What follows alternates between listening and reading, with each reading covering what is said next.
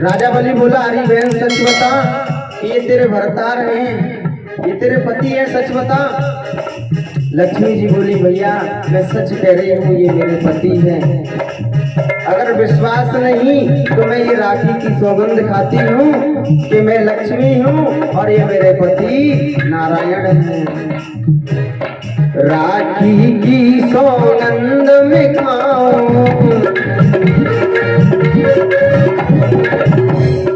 ये भैया मैं राखी की सौगंध खा करके कहती हूँ कि ये कोई और नहीं बल्कि मेरे पति हैं। राखी की सौगंध में खाऊं, राखी की सौगंध में खाऊं, भैया साची बात बताऊं, भैया साची बात बताऊं। और भैया ये तो मेरे जीवन आधार, ये तो मेरे मन में आए।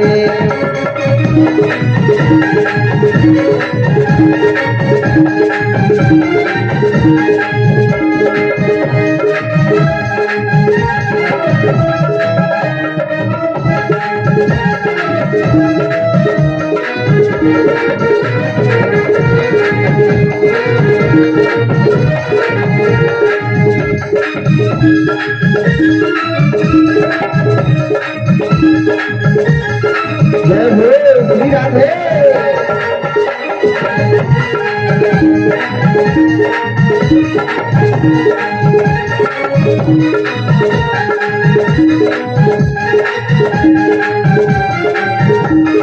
भैया दे दो पहरेदार, ये तो मेरे मन में भाए। भैया दे दो पहरेदार, ये तो मेरे मन में भाए। भैया दे दो पहरेदार, ये तो मेरे मन में भाए। भैया दे दो पहरेदार, ये तो मेरे मन में भाए। भैया दे दो पहरेदार, ये तो मेरे मन में भाए। लक्ष्मी जी कहती है, भैया ये कोई और नहीं बल्कि मेरे पति नारायण हैं और मैं लक्ष्मी हूँ। राजा बलि बोला कि आप दोनों ही पति पत्नी भिखारी होगा, हैं? पति भी भीख मांगने आ गया और पीछे से पत्नी भी फिर आ गई है।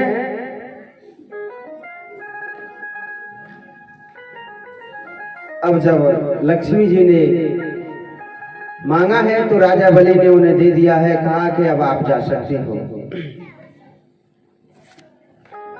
तो राजा बलि अपने राज्य में राज्य करने लगते हैं और भगवान वापस लौट करके आए हैं। फिर कहते हैं श्री सुखदेव जी से राजन परीक्षित, हे गुरुदेव मैंने सुना है कि एक राजा अम्बरीश भगवान के बड़े बड़े भक्त हुए थे, जिन्होंने अपना राजपाट छोड़ करके और भगवान की भक्ति की थी। क्या यह बात सच है?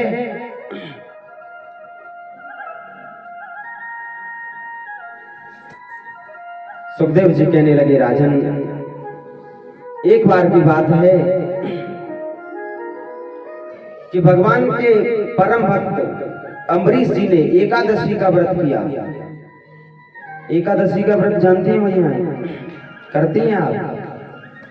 देखिए एकादशी का व्रत बड़ा महत्वपूर्ण होता है और एकादशी के व्रत से ज्यादातर हमेशा कोई एकादशी का व्रत करता है तो उसकी मनोकामना पूर्ण होती है।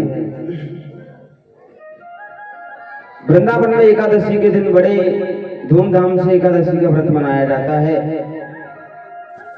तो मैयाएं जो करती हैं व्रत वह तो अच्छी बात है, जो नहीं करती हैं वह भी क्या करें, अच्छा व्रत है ये, और जो मनोकामनाएं होती हैं वह पूर्ण होती हैं इस व्रत से।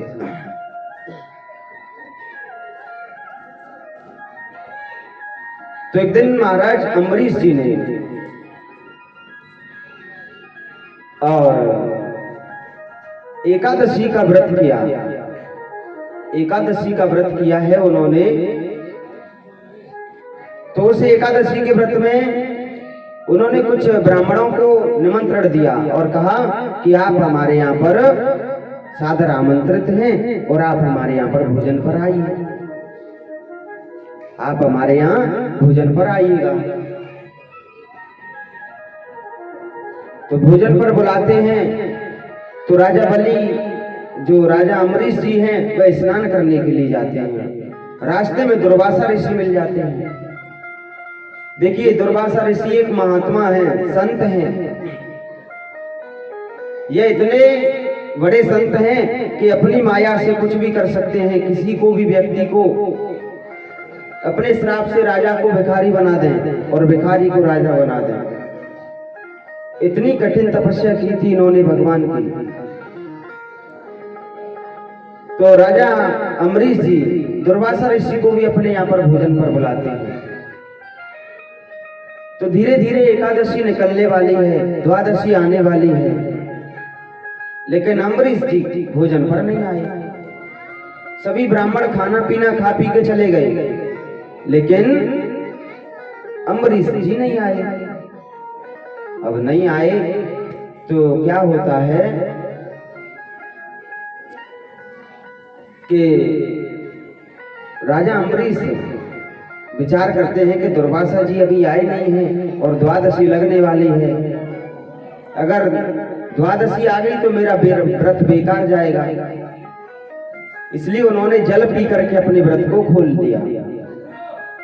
जैसे ही व्रत को खोला उसी समय अम्बरीश जी आ गए और कहने दुर्वासा जी बोले कि अरे राजा तू बड़ा अभिमानी है, तूने पहले मुझे निमंत्रण दे दिया और फिर बिना भोजन खिलाए तूने अपना व्रत भी खोल लिया। राजा अम्बरीश बोले कि हे दुर्वासा जी मुझे आप क्षमा कीजिए, क्योंकि आप आए नहीं थे और द्वादशी लगने वाली थी, इसलिए मैंने जल पी करके अपने व्रत को तोड़ दिया।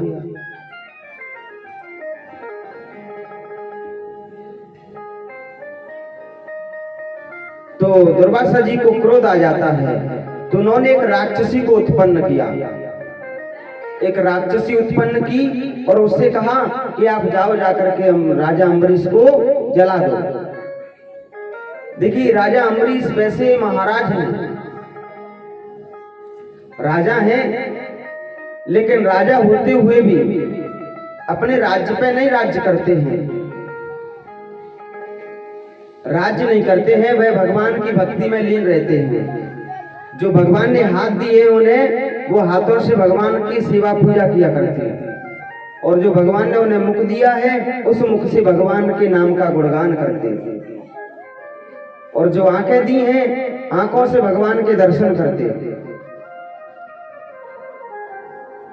यानी कि उनका पूरे शरीर का एक एक अंग भगवान को समर्पण था। भगवान को समर्पण था उनका एक एक अंग। और तो भगवान भी उनकी रक्षा किया करते थे हमेशा। उन्होंने सुदर्शन चक्र छोड़ दिया था राजा अम्बरीश की सेवा में। तो जैसे ही राक्षसी राजा अम्बरीश जी को मारने के लिए आई तो भगवान के सुदर्शन चक्र ने उसे मार दिया। अब राजा की सेवा में सुदर्शन चक्र है और राजा पर कोई आपत्ति आ पड़ी है, तो सुदर्शन चक्र उनकी मदद करेगा कि नहीं करेगा? तो सुदर्शन चक्र ने और उस राक्षसी को मार दिया। अब वह सुदर्शन चक्र दुर्वासा ऋषि को मारने के लिए पीछे पीछे दौड़ने लगा। दुर्वासा ऋषि तीनों लोकों में दौड़े दौड़े जाते हैं इधर उधर, लेकिन उन्हें कहीं भी छिपने के लिए जगह नहीं मिलती है। तो भगवान के पास गए और भगवान से कहा कि हे प्रभु आप मुझे अपने सुदर्शन चक्र से बचा लीजिए, वरना वह मुझे मार देगा। भगवान बोले राजा बलि, राजा अम्बरीश को आपने मारने के लिए कृत्या को राक्षसी को भेजा था, तो आपने गलती उनके पास की है, मेरे पास नहीं की है। तो आप उनसे ही क्षमा मांगिए, वही आपको माफ कर सकते हैं। मेरे बस की बात नहीं है, क्योंकि मैं तो खुद भक्तों के अधीन हूं। मुझसे भक्त मेरे कहते हैं वही मैं करता हूं। मैं खुद अपने भक्तों के अधीन हूं, मैं अपनी इच्छा नहीं चला सकता। इसलिए आप राजा बलि के पास, अम्बरीश जी के पास जाइए और उनसे ही माफी मांगिए। कहते हैं भगवान दुर्वासा जी से कि मैं तो हूँ भगतनी को दास। हे दुर्वासा जी, मैं भक्तों का दास हूँ। भक्त मेरे दास नहीं है, बल्कि मैं भक्तों का दास हूँ। कि मैं तो हूँ भगतनी को दास, ओ भगत मेरे मुकुट मणि। मैं तो हूँ भगतनी को दास, भगत मेरे मुकुट मणि।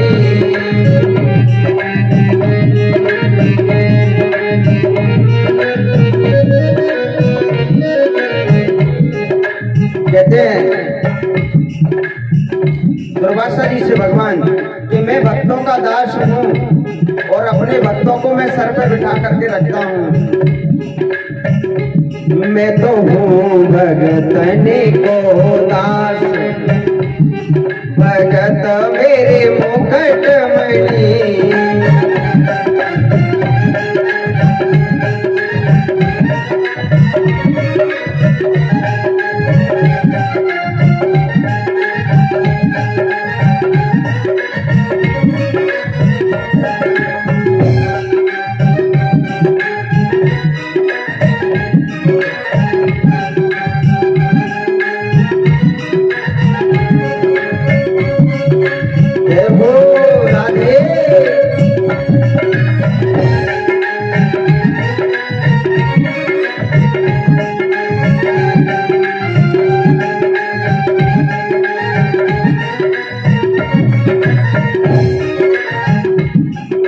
जो भी भक्त है आई शरण में, मैं बिन को हितकारी।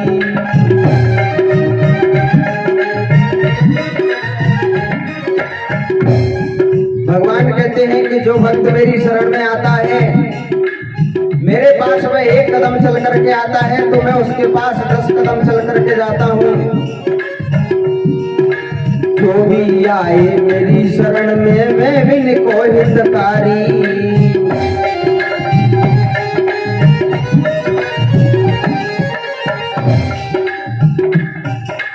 रात दिन में सेवा में हरदम रखते लाज, भगत मेरे मुकुट मणि।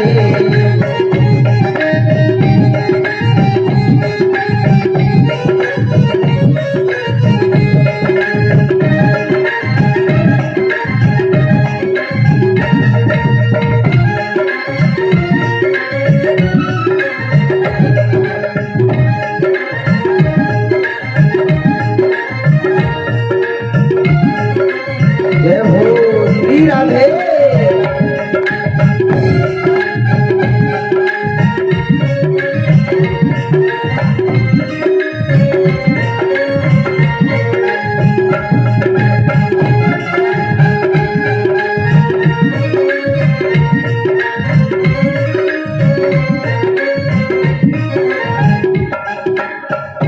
मैं तो हूँ भगतनी को दास, भगत मेरी मुकुट मणि।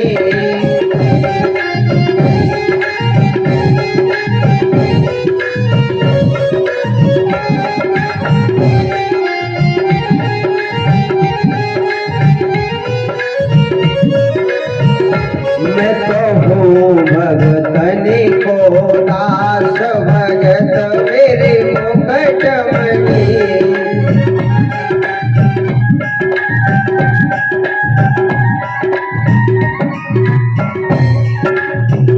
बोलिए गोविंद भगवान की जय हो। अच्छा मैया, खाना खाते ना आई का? खाना नहीं खाओ है का आपने? आवाज नहीं निकल रही आपकी। आज तो नवमी है, नवमी है ना आज। आप सभी के यहाँ पर खीर पूड़ी बनी होगी तो खा पी के आए होंगे सभी लोग। तो जयकारा तो जोर से बोलिया करो मैया। आज पता है आपको कि आज कथा को चौथा दिन है, 3 दिन और बाकी रह गए हैं। 3 दिन तक और ताली बजा लीजिए। फिर आप यहाँ और हम कहाँ। इसलिए मैयाओं कम से कम जयकारा तो जोर से बोलिया करो। बोलिए श्रीमद् भागवत महापुराण की जय हो, जय हो। अब भगवान कहते हैं दुर्वासा जी से कि हे दुर्वासा जी, आपने राजा अम्बरीश जी को उन्हीं से गलती की है तो उन्हीं से आप माफी मांगिए। तो दुर्वासा जी आए हैं राजा अम्बरीश के पास और उनसे क्षमा मांगी है, कहा कि आप हमें माफ कर दीजिए, मुझसे गलती हो गई। तब सुदर्शन चक्र शांत हुए हैं और फिर उन्होंने राजा अम्बरीश जी के यहाँ पर दुर्वासा जी ने भोजन किया है और भोजन करने के बाद दुर्वासा जी चले जाते हैं अपनी कुटिया में और राजा अम्बरीश फिर से भगवान की सेवा में लग जाते हैं। अब इसी वंश में एक राजा हुए। अच्छा माता बहना, आपको ये पता है कि अपने देश का नाम भारत क्यों पड़ा? पता है अपने देश का नाम भारत क्यों पड़ा? आइए कथा सुनते हैं कि अपने देश का नाम भारत क्यों पड़ा।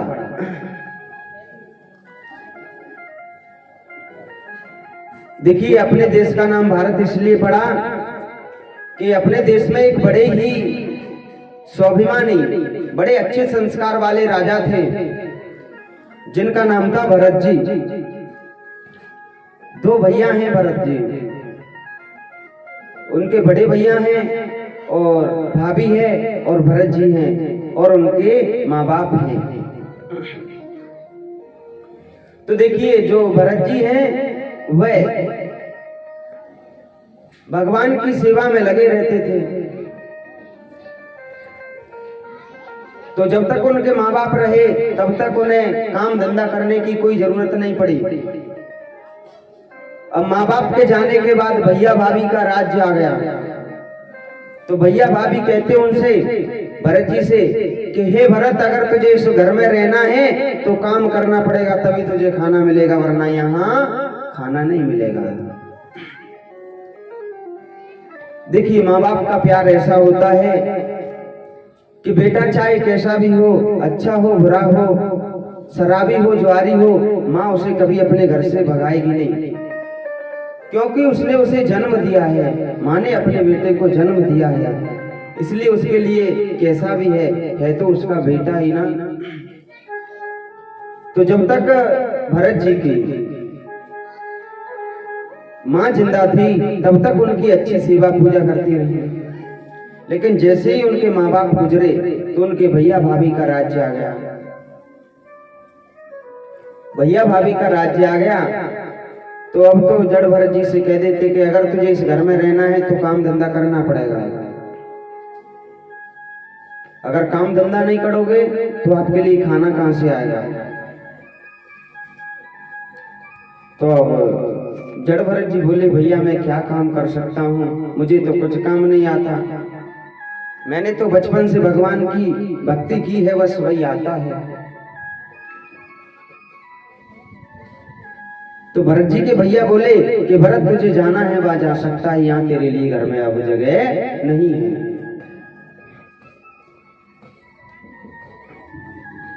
तो भरत जी अपने घर को छोड़ करके और जंगल में चले जाते हैं। एक दिन जंगल में सरयू जी नदी के किनारे भरत जी स्नान कर रहे हैं, नदी के किनारे स्नान कर रहे हैं। उसी समय क्या देखते हैं भरत जी कि एक हिरनी दौड़ी दौड़ी आ रही है और उसके पीछे शेर भाग रहा है उसे मारने के लिए। आगे आगे हिरनी भाग रही है, पीछे पीछे उसे खाने के लिए शेर भाग रहा है। अब जो हिरनी है वह गर्भवती है, गर्भवती हिरनी और दौड़ रही है, पीछे पीछे शेर दौड़ रहा है उसे खाने के लिए।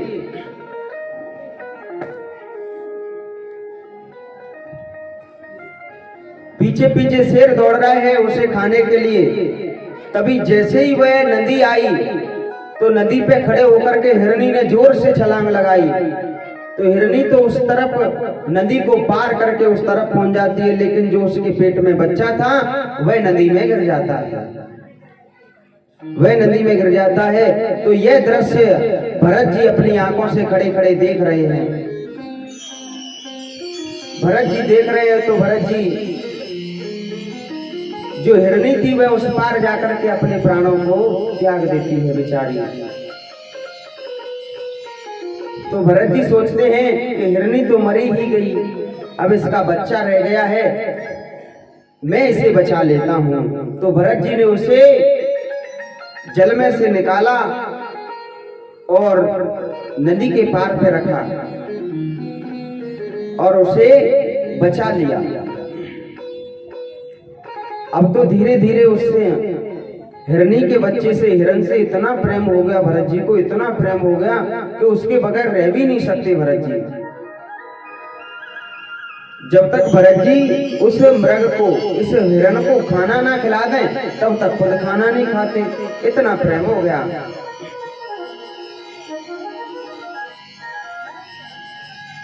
अगर कहीं भी दूर वह मृग का बच्चा चला जाता हिरन, तो भरत जी उधर उधर ढूंढते, कहते कि कहाँ चला गया पता नहीं, एक पल भी नहीं रह सकते उसके बिना भरत जी।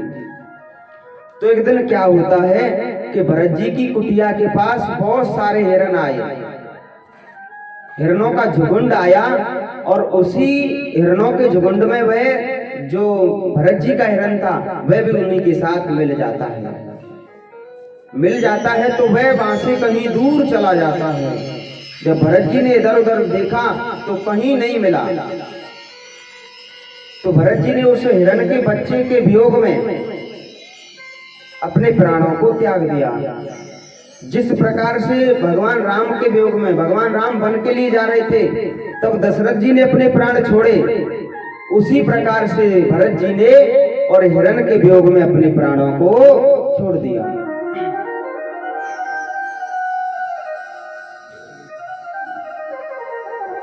जब भरत जी के अंतिम समय में प्राण निकले, अंतिम समय में प्राण निकले, तब उनके मुख से निकला हिरन, मेरा हिरन कहाँ है? तो अगला जन्म भरत जी को हिरन का ही मिला। देखिए, जो व्यक्ति अंतिम समय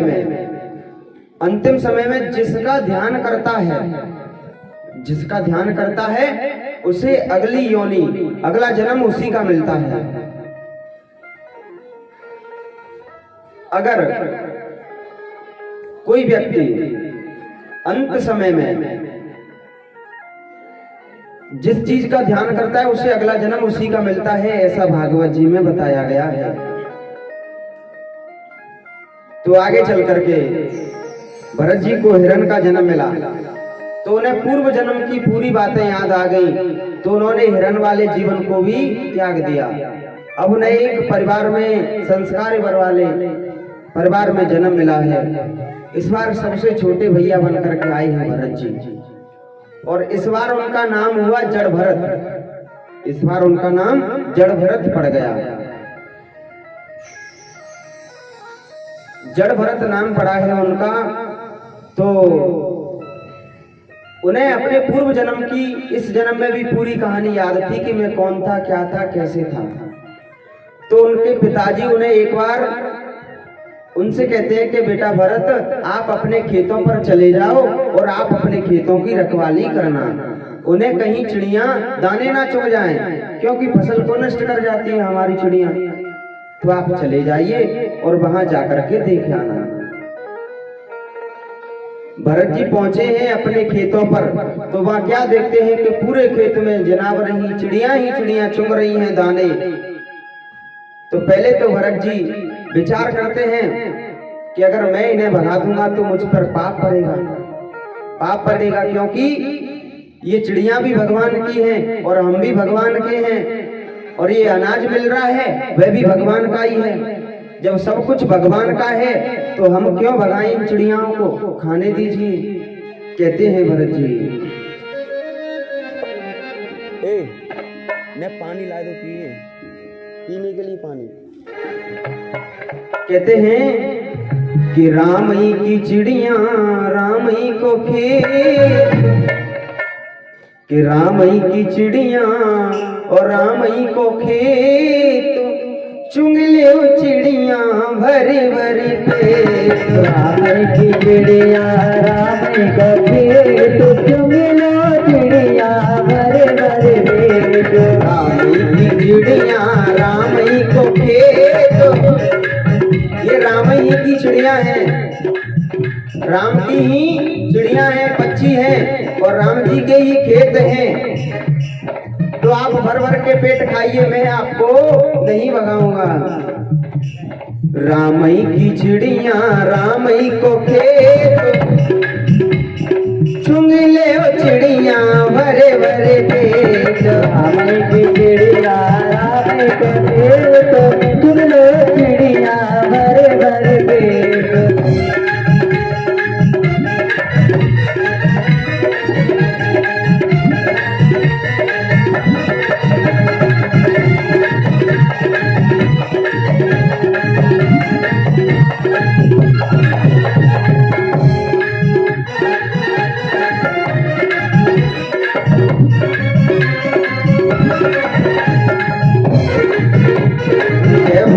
ताली बजा तू सभी भैया बहना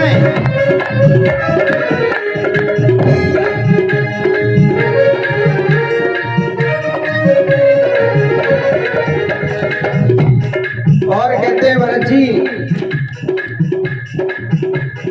जो सुख पायो मैंने राम भजन में, जो सुख पायो मैंने राम भजन में, जो सुख पायो मैंने राम भजन में, जो सुख पायो मैंने राम भजन में। वो सुख नान बिना तीन लोक में, वो सुख नान बिना तीन लोक में। अरे बहना, जो सुख मैंने राम जी के भजन में पायो है, वह सुख तीनों लोकों में कहीं नहीं है। देखिए यहाँ पर भगवान की कथा हो रही है, तभी तो मैया यहाँ पे बैठी हैं। गर्मी लगे या कुछ भी लगे, धूप लगे कुछ भी लगे, तभी तो यहाँ बैठी हैं, क्योंकि आपको आनंद आता है कथा में, राम भजन में आपको आनंद आता है। यहाँ पे कथा नहीं हो, कथा ना हो तो आप यहाँ आकर के बैठ जाओगी, कोई नहीं आएगा। जो सुख पायो मैंने राम भजन में, जो सुख पायो मैंने राम भजन में, वो सुख नाने तीन लोक में, वो सुख नान बिना तीन लोक में। राम ही की चिड़िया राम ही को खेत, चुन ले ओ चिड़िया भरे भरे पेट। राम की चिड़िया राम को खेत, चुन लो चिड़िया भरे भरे पेट। जय हो